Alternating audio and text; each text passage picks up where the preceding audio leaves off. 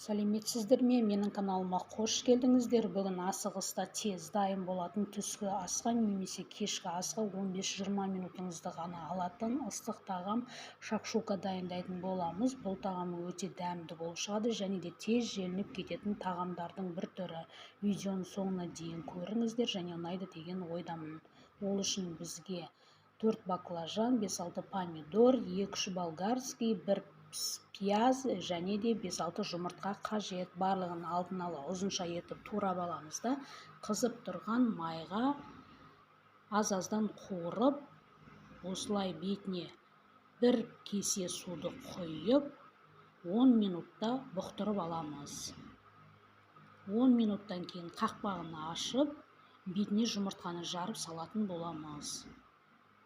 Бұл жерде мен 4 жұмыртқаны ғана жарып салдым. Міне осылай дәміне қарай тұз салып араластырып аламыз. Жұмыртқаны жарып болғаннан кейін бетін жауып 1-2 минут қана ұстаймыз. Жұмыртқа шала пісу қажет. Міне дайын болды.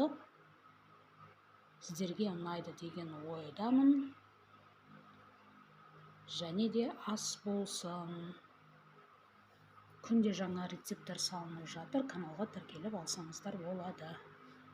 Күнделікті қолжетімді заттарды салып жатырмын. Оңай дайындалатын тағамдарды салып жатырмын. Сіздерге рахмет.